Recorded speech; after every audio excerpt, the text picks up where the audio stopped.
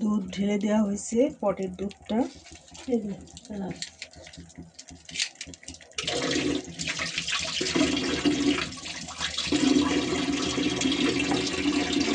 Colour কি আর ওই colour দেখা যাচ্ছে। বলি চিনি দিয়ে দেবা।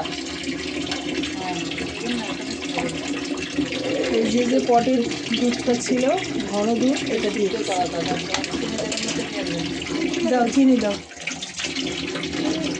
ওই যে চিনি বান্দা রয়েছে, লাল চিনি নিয়ে আসছে। হ্যাঁ দেবো, আগে চিনিটা দিয়ে নি, লবণ দেওয়ার একটু টান নেই।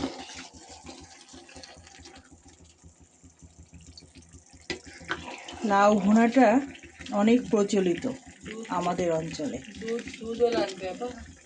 তাহলে ওই গুঁড়োর প্যাকেটটা নিয়ে দিই। এটা কিন্তু গরুর দুধ, 5.5 কেজি দুধকে আমরা এইভাবে ঘন করছি 2 কেজিতে।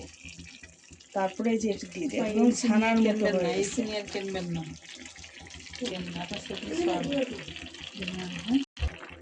একটু গুঁড়া দুধও দিলাম, দুধ অনেক লাগে, লাউটা বেশি কাটা হয়ে গেছে তো, বড় বড় দুটো লাউ। লাউ ভুনাটা চমৎকার কালার হয়েছে। আপনি যদি সবজি কাটার দিয়ে করতেন কিন্তু এরকম কালারটা পেতাম না। এটা শুধু উপরের অংশটা আমরা বটি দিয়ে কুচি করছি, মানে আমার খালা, আমি না। আমারও আছে একটু যোগ্যতা, কিন্তু অনেক বছর করা হয় না। মিষ্টি খাবার করা মানে আমার একটু খাওয়া, ডায়াবেটিস বেড়ে যাওয়া।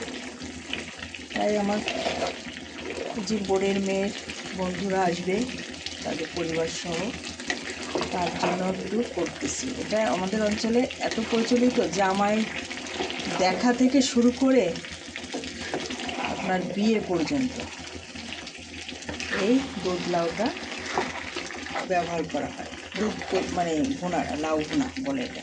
আর একটা দুধ লাউ, সেটা আমরা জার মতো করে পাতলা করে করি। সেটা একটু পায়েসের মতো, অনেকে লার পায়েস বলে, আমরা দুধ লাউ বা দুধ কদু একেবারে আঞ্চলিক ভাষায়, রস দিয়েও করে আমাদের অঞ্চলে। দুধের সঙ্গে গুড় মানে মিষ্টি হিসেবে রসটা ইউজ করে। যাও আর কি, আবারও আপনাদের কাছে নিয়ে আসবো, দেখতে থাকুন।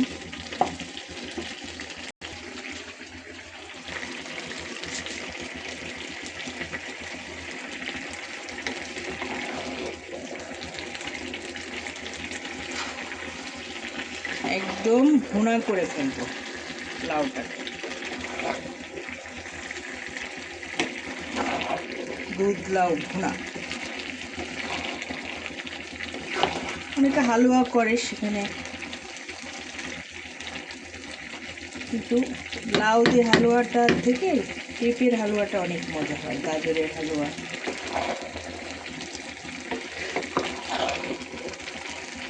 ঘরোয়া, একদম ঘরোয়া পদ্ধতিতে মিষ্টি।